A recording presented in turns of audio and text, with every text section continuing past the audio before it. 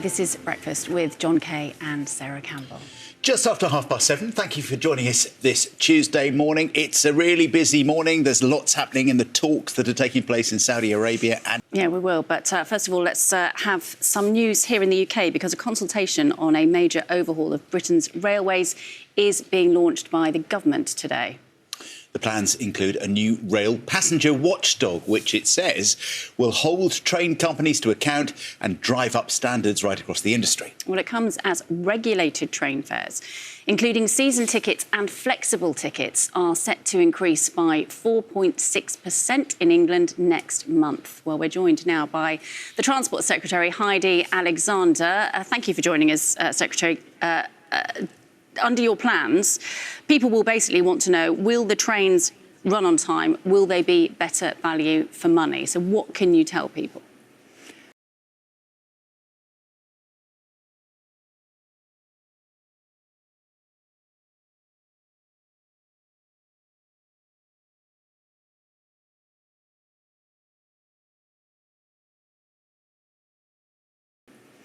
Good morning, and thanks very much for having me on. Yes, today we are launching our consultation on setting up Great British Railways, which will be a brand new public sector organisation that brings together the management of the trains and also the people who manage the tracks and the infrastructure. At the moment, we've got this dizzying array of different organisations, 14 train operating companies, Network Rail, bits of government, who've all got responsibility of doing different things. We're going to sweep that away, create one new public sector organisation, which is going to deliver more reliable services, also better value for money for the taxpayer. Just before Christmas, I announced the first 3 train operating companies that were going to be brought into public ownership this year, that being South Western in May, C2C in July, and Greater Anglia in the autumn. But what we're announcing today is a fundamental rewiring of the railways, because there's too much disjointedness, and we've actually got to get to a better place where we've got one person that's responsible for running the railways. That will be Great British Railways. And also we need a powerful new voice for passengers in the new passenger watchdog, which is going to make sure that passengers are at the heart of everything that the railways do moving forward. And Secretary, I just want to try and really drill you down on how practically this is going to change the situation. Because if we look at, let's say, for example, Northern, which is now a state-run firm, 2025 to the 1st of February 2025, they cancelled an average of 142 services per day, and of those running, nearly half were late. So how has being state-run made a difference there? So there are currently 4 train operating companies that are state-run, one of which is Northern, and performance on Northern and the number of delays and cancellations is not acceptable, and they are on an improvement plan. I've also met with the leadership of Northern to talk about how we can get more reliable services, particularly on a Sunday.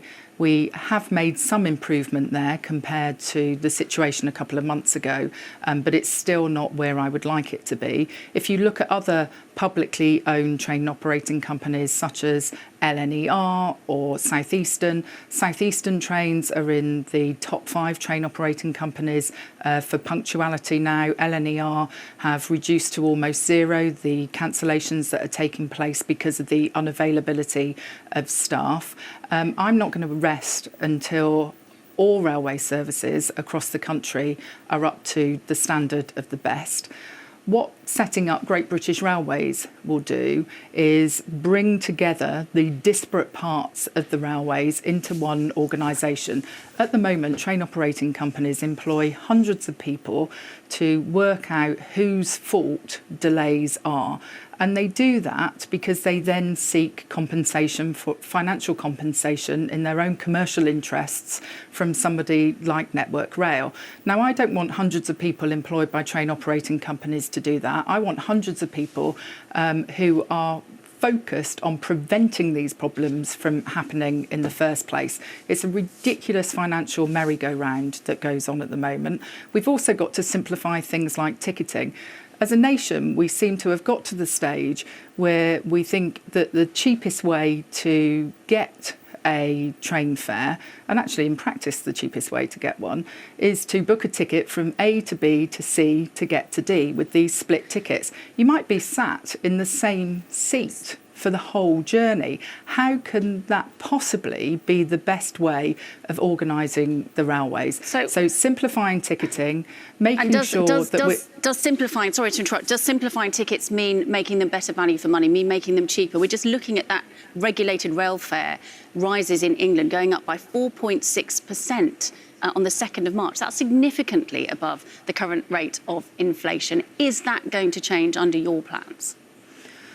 So the 4.6% increase in March will be the lowest absolute increase in the last 3 years. I've got to be honest with your viewers.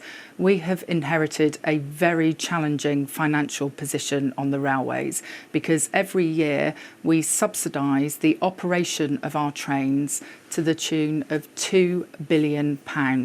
And that doesn't take account of the very significant grant that we give to Network Rail to operate the infrastructure and the signalling, etc. So I need to ensure that we have a more efficient railway. At the moment, we leak money to the private sector train operating companies. By bringing those train operating companies back into house, we will be saving up to £150 million per year. We also want to strip out the duplication and the inefficiency that exists in the railways at the moment. With 14 different train operating companies, they've all got their own marketing function, their own commercial function. So we need to strip out some of that duplication so that we can offer really good value for money. But at a point when the costs of running the trains exceed the money that comes in fares by £2 billion, I've also got a responsibility to the taxpayer to ensure that we're taking balanced decisions about how we are funding our public services. OK, so no guarantee there that ticket prices are going to be going down anytime soon. Can I move on to another subject that has really got our viewers writing, emailing, WhatsApping in their droves, and that's to do with this issue of LED headlights. What is the government, or is the government looking into this, and whether... I know what a lot of your viewers will be experiencing. The government has commissioned some research on this from an organisation called the Transport Research Laboratories. That report is due to come back to us in a couple of months' time, I think in the summer, and we will be looking at what that research finds to determine our next steps on this. But I do accept that actually, being able to see on the roads and not being dazzled is absolutely critical for road safety. This government is also working on a new road safety strategy, the first one in a decade, and so getting the basics right on our roads is really important. OK, Transport Secretary Heidi Alexander, thank you very much. That actually, being able to see on the roads and not being dazzled is absolutely critical for road safety. This government is also working on a new road safety strategy, the first one in a decade, and so getting the basics right on our roads is really important. OK, Transport Secretary Heidi Alexander, thank you very much. So thank you. Headlights, they're being looked at. And loads more of you getting in touch on that again this morning. Oh, yes.